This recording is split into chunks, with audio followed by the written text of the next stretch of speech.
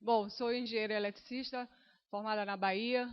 Tive a oportunidade de trabalhar na empresa de eletricidade do estado da Bahia, onde, na época, tinha um plano de carreira fantástico, todos os engenheiros tinham uma formação, uma capacitação bastante interessante, e a grande maioria dos meus colegas sempre escolhia a opção de fazer mestrados em Itajubá, em sistema de potência, enfim, sempre o caminho tradicional.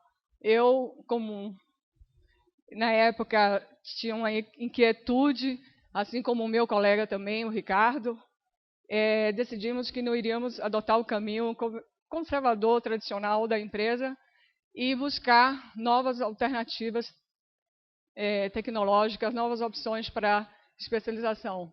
E, por sorte, fomos selecionados em 94 para uma especialização no Deutsche Energiewende-Institut na Alemanha.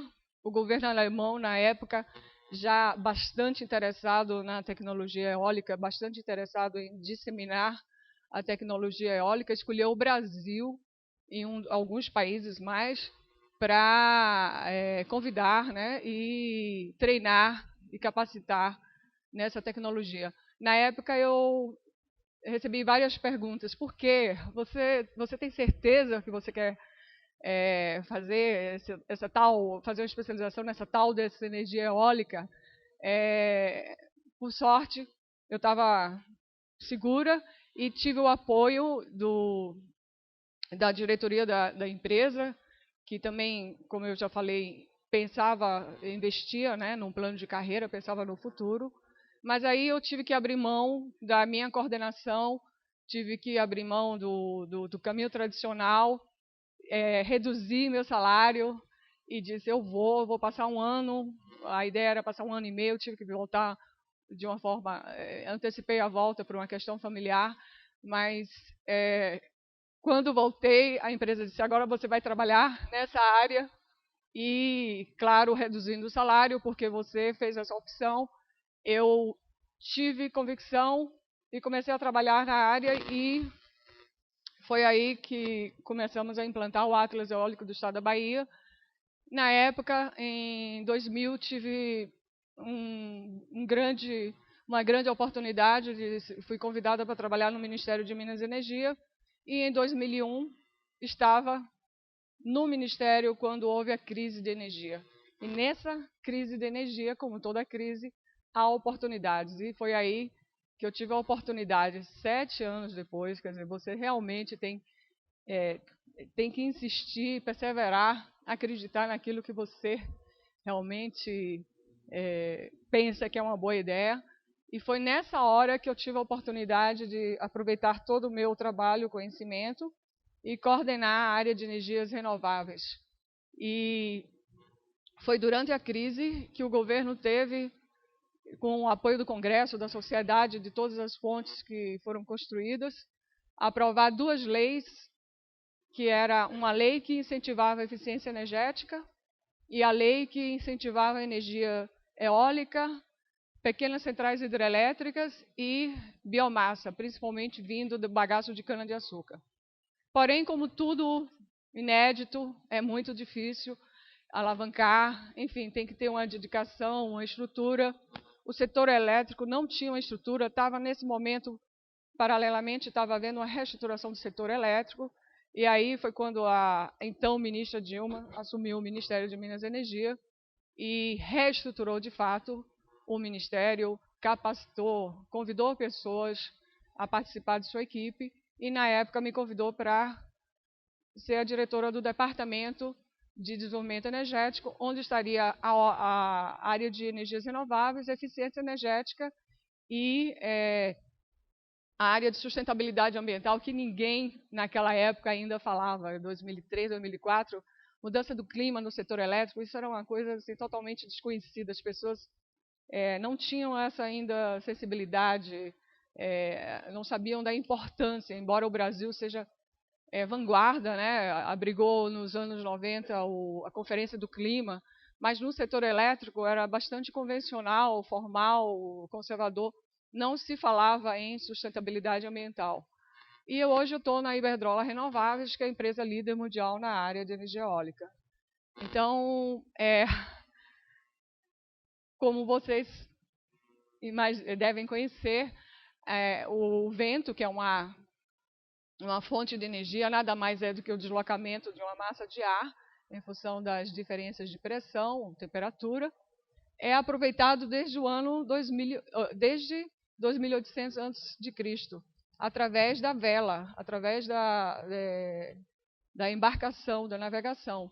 E logo depois foi aproveitado nos moinhos de trio, depois no bombeamento d'água, em 1850, e já no começo dos anos do século XX, já no final do século XX, foi aproveitado para a geração de energia elétrica.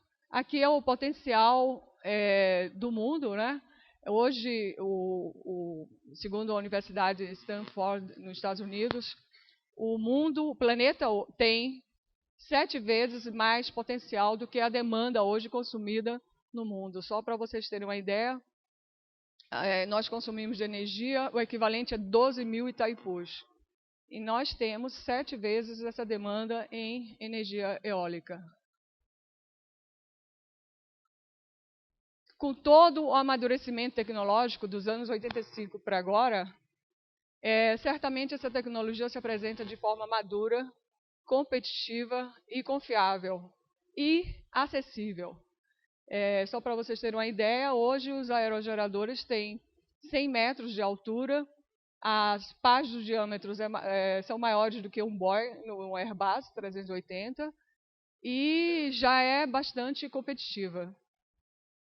Para isso, ela se torna realmente uma opção energética, principalmente quando tratamos de segurança energética e quando tratamos de redução de emissões de CO2. E segurança energética é soberania do país. Então, o Brasil hoje tem realmente, além da fonte hidráulica, que é uma fonte renovável, da biomassa, das pequenas centrais hidrelétricas, de outras fontes próprias, que sejam fósseis, mas que são produzidas aqui no Brasil, tem a opção da energia eólica. O nosso país é um país abençoado em termos de opções tecnológicas. Só que a eólica realmente ela não emite e está ao encontro de todo o modelo de desenvolvimento sustentável. Vocês podem ver que o Brasil, embora tenha uma matriz muito limpa, ele hoje é o 8º país a emitir. Como o próprio Rui já falou, né, todas as consequências são bastante danosas. Nós emitimos muito mais em função da nossa matriz de transporte, que é baseado no diesel, e em função da ocupação do solo e do desmatamento. Não é em função da nossa matriz elétrica.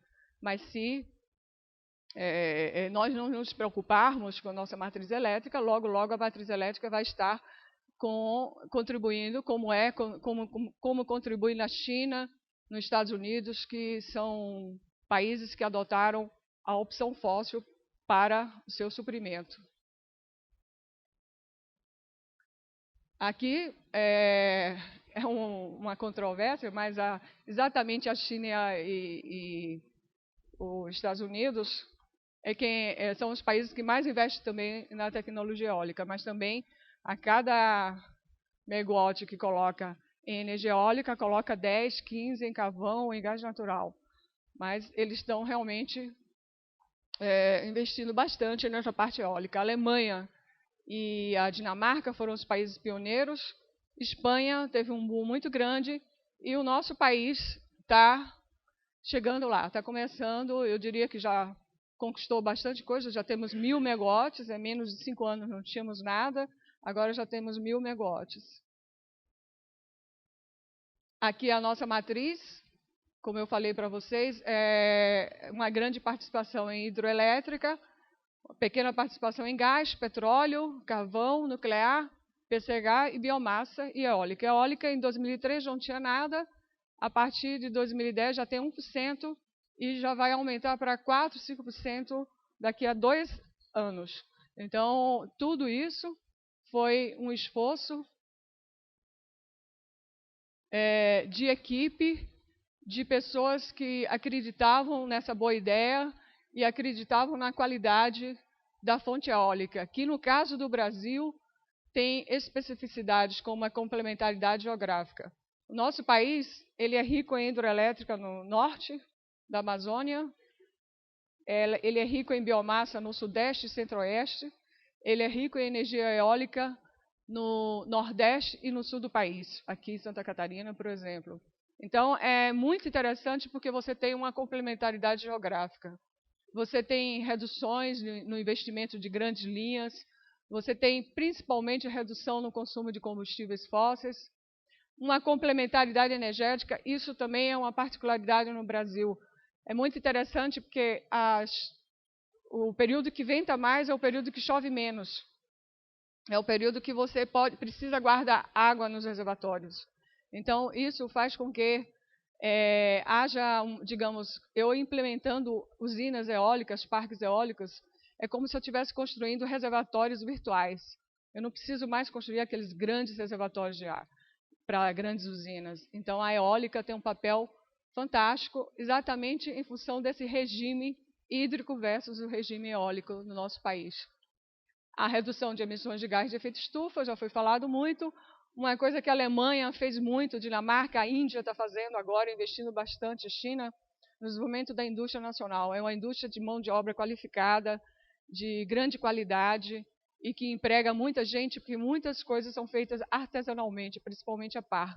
Então, é importantíssimo que o Brasil realmente, assim como hoje já somos número 1 na parte da Embraer, temos uma Embraer, que sejamos também os maiores na área da indústria eólica. Socialmente justa, por quê? Porque você coloca os parques eólicos nos terrenos. E normalmente esses terrenos não precisam ser comprados, eles são compartilhados com os pequenos proprietários. No Nordeste, a grande parte, os melhores potenciais estão nas áreas mais pobres, no semiárido.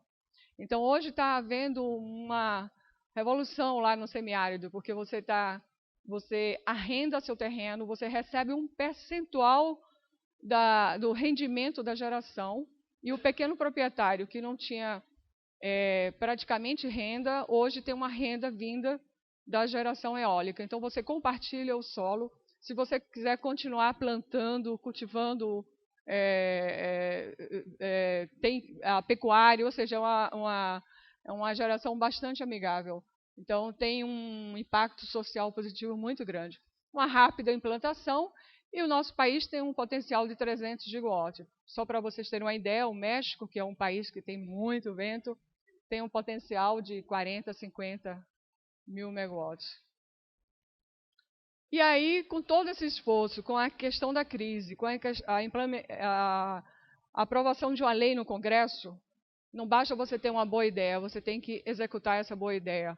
E, na época, foi aprovado um programa de 3.300 megawatts, e que agora, esse ano, ele acaba de ser praticamente implementado. E foi uma grande oportunidade eu ter trabalhado nesse programa, coordenado esse programa, e foi muito bacana porque toda a história começou lá na Coelba, de repente no Ministério eu estava na época da crise, trabalhamos essa ideia de uma lei e de implementar um programa e conseguir também trabalhar na execução desse programa.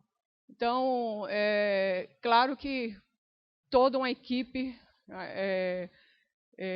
participou, é imprescindível o trabalho de equipe, é imprescindível o trabalho das pontes, imprescindível as pontes que foram construídas para que o programa realmente fosse implementado, não somente com o Congresso Nacional, como os bancos, agências de desenvolvimento, centros de universidade. A Universidade de Santa Catarina contribuiu bastante com sua expertise, as ONGs e associações, foram feitas várias consultas públicas, o programa inaugurou essa forma de trabalho no Ministério.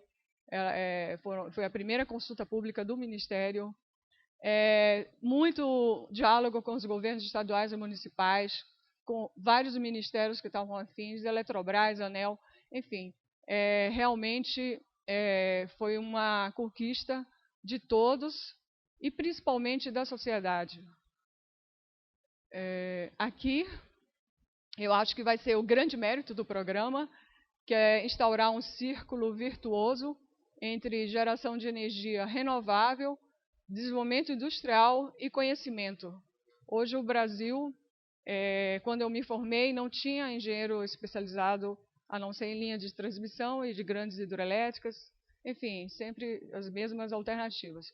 Agora, a gente sabe que aqui no Rio Grande do Sul, no Ceará, no Rio Grande do Norte, na Bahia, hoje tem cursos especializados nessa área de energias renováveis, tem muitos mestrados, doutorados na área, e as federações da indústria, junto com as associações eólicas e com as empresas privadas, com o governo, têm possibilitado formação e capacitação também para mão de obra, para que realmente a mão de obra se qualifique. Porque não é só interessante a gente ser um gerador de energia. Nós temos que ter uma indústria bastante de vanguarda, para não ficarmos importando máquinas e termos o nosso próprio parque industrial e ter principalmente o conhecimento. E aí a grande mensagem é essa: acreditar naquilo que você pensa que é uma boa ideia, construir pontes. Muitas vezes você tem que passar pela ponte, voltar, recuar, depois voltar novamente, avançar. Você tem que... não basta só uma inspiração, você tem que realmente, como diz o Thomas Edison, transpirar bastante. Eu diria que uma boa ideia, eu repetiria o que ele já colocou, que uma boa ideia para implementar, para executar uma boa ideia, é 2% de inspiração e 98% de transpiração. E essa transpiração tem que ser com uma boa coordenação, com a boa construção de pontes, com humildade, com perseverança e principalmente com o trabalho de equipe. É exatamente isso que eu queria dizer.